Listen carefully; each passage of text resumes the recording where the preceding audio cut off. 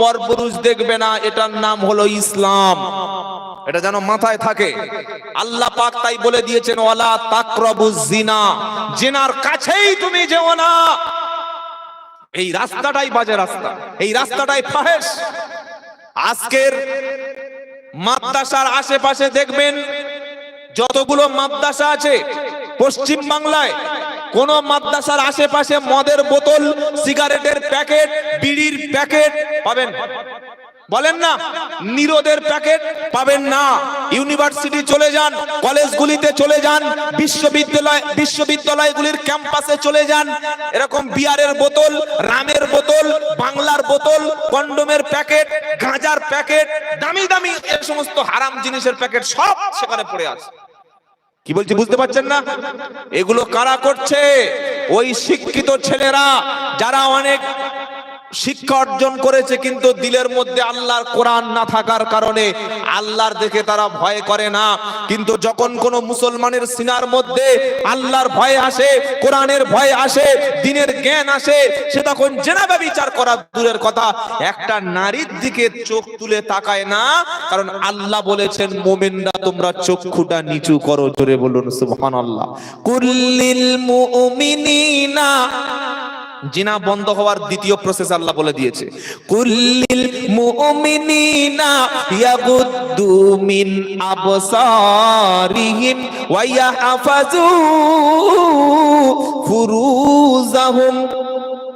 18 নম্বর পারা 12 নম্বর পৃষ্ঠা 5 নম্বর লাইনে 30 নম্বর আয়াত, সূরার নাম নূর।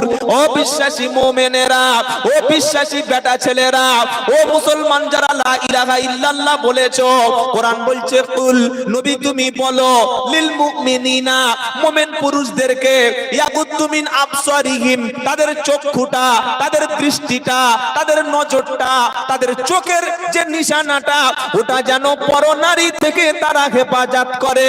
ওয়াইয়াহফাজু ফুরুজাহুম, তাদের লজ্জাস্থানটাকে হেফাজত করে।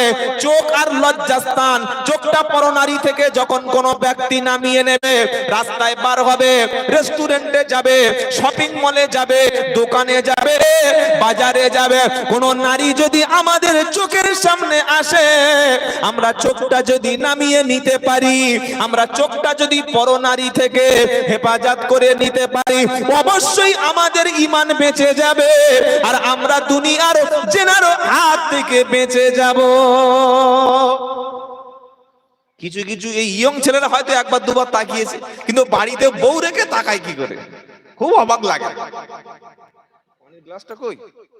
বাড়িতে বউ রেখে রাস্তা থেকে মেয়ে যাচ্ছে, বলছে কি দারুণ মাল যাচ্ছে বে, ছি ছি ছি ছি, তওবা তওবা তওবা। আবার বুড়ো বুড়ো লোকেরা দেখি চায়ের দোকানে বসে আছে। কোন চার দোকানে চা খাবে? যেখানে সুন্দর সুন্দর ভাবি আছে সেখানে। কি সর্বনাশ, মরণের দিকে ভয় নাই। জান্নাতের হুরের আশা করে না, জানে হুর এখন অনেক দূর, দুনিয়ায় টাটকা মাল যা পাই ওই আদায় করে নি। কি গো, তোমার চোখটা যদি এই দুনিয়ার হারাম জিনিস দেখে দেখে আশা মিটিয়ে নাও, তো হুরার দেখা পাবে? চোখে তো ছানি পড়ে যাবে। আখরাতে চশমা আছে নাকি? কি বুঝলেন? তাই যারা আমরা মুসলমান, আমাদের দৃষ্টিটা সংযত করব, লজ্জাস্থানের হেফাজত করব, বলুন ইনশাআল্লাহ। বাড়িতে বিবি রেখে অপর কোন নারীর দিকে যদি তোমার মন চলে যায়, বুঝতে হবে তোমার স্ত্রীর উপরে তোমার কোনো মন নাই। আর এর কারণে আবার মেয়েদের 1% দায়ী দোষ আছে না 5% দোষ আছে? কত পার্সেন্ট জোরে বলুন? 5%। মেয়েরা আছে নাকি এখানে? মায়েরা আছে? যদি থাকে শুনুক, আর না থাকলে আপনারা বাড়িতে গিয়ে বলে দেবেন। স্বামী যদি পরনারীর প্রতি আকৃষ্ট হয়, যেটার নাম পরকীয়া, যেটা বর্তমান সমাজে সবচাইতে বেশি, কার স্ত্রী কার স্বামীর সঙ্গে যে কিভাবে তারা রিলেশন করছে আপনি ভাবতে পারবেন না। আর এটা করলে আমাদের দেশের আইনে কিন্তু আপনি অপরাধী নয়। সুপ্রিম কোর্ট রায় দিয়েছে জানেন না, যে পরকীয়া কোনো দোষ নাই। কি গো, 5% দোষ মেয়েদের। কেন? এরা স্বামীর কাছে যখন থাকে একটু মুখে ফেস ওয়াশ, মুখে একটু ভালো সেজে গুজে থাক, ঠোঁটে লিপস্টিকটা দে, ভালো করে হাতটা একটু সুন্দর করে পরিষ্কার কর, ভালো কাপড়টা কুচিয়ে পর, মাথার চুলটা একটু ভালো করে তেল টেল দিয়ে সেজে থাক বাবা। এরা স্বামীর কাছে যখন থাকবে যেন রানু মণ্ডলের ছোট বোন। কি গো, দেখেছেন না? আর বিয়ে বাড়িতে সাজার সময় ও সর্বনাশ, ও যা সেজেছে। 70 বছরের আব্দুল ছাত্তার চাচা বিয়ে খেয়ে এসে বাড়িতে মাথায় হাত দিয়ে দোয়া ইউনুস পড়ছে। সকলে বলছে চাচা দোয়া খাওয়ার পরে তো দোয়া আলহামদুলিল্লাহ হিল্লাজি, তো তুমি দোয়া ইউনুস পড়ছো কেন? চুপ। কি জিনিস যে দেখে এসেছি আর কি বিপদে পড়েছি, বউটা মরে গিয়ে কিছু বলতে পারছি না। কি বুঝলেন? এই মেয়েদের অভ্যাসের কারণে স্বামী অন্যদিকে চলে যায়, বাড়িতে স্বামীর সঙ্গে ভালো ব্যবহার করে না, স্বামীর সঙ্গে সাজগোজ করে না।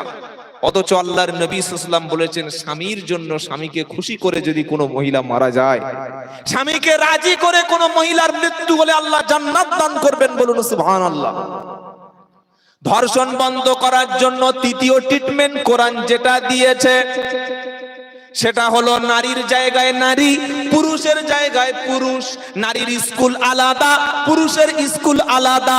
নারীর প্যান্ডেল আলাদা, পুরুষের প্যান্ডেল আলাদা।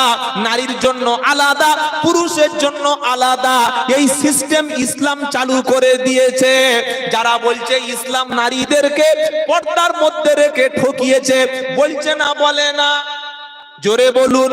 বলে আলেম ওলামারা বোরকা পরিয়ে হিজাব পরিয়ে মেয়েদেরকে পর্দার মধ্যে রেখেছে। আমরা মেয়েদের স্বাধীনতা দিয়েছি। বললে কি রকম? আমরা যেমন প্যান্ট পরবো মেয়েরা তেমন প্যান্ট পরবে, আমরা যেমন কলেজে যাব মেয়েরা একসাথে কলেজে যাবে, আমরা যেমন স্কুটি চালাবো মেয়েরা তেমন স্কুটি চালাবে, আমরা যেমন প্লেনের পাইলট হব মেয়েরা তেমন পাইলট হবে, আমরা যেমন বাজারে বাজার মাল বিক্রি করব মেয়েরা তেমন ভাবে। একই সঙ্গে পুরুষ আর নারী, ইসলাম বলছে নারীর দিয়েছি পুরুষের মতো অধিকার, তবে নারীর জায়গায় নারী, পুরুষের জায়গায় পুরুষ। আর এই পাশ্চাত্য ইহুদি খ্রিস্টানেরা আমাদেরকে বুঝিয়েছে, শিক্ষিত ছেলেদেরকে বুঝিয়েছে, আলেম ওলামারা মৌলবীরা ওলামারা এরা মহিলাদের ঠকিয়েছে। মহিলাদের সম্মান যদি তোমরা করতে চাও, একই সঙ্গে নারী পুরুষ পাশাপাশি কাঁধ মেলাও।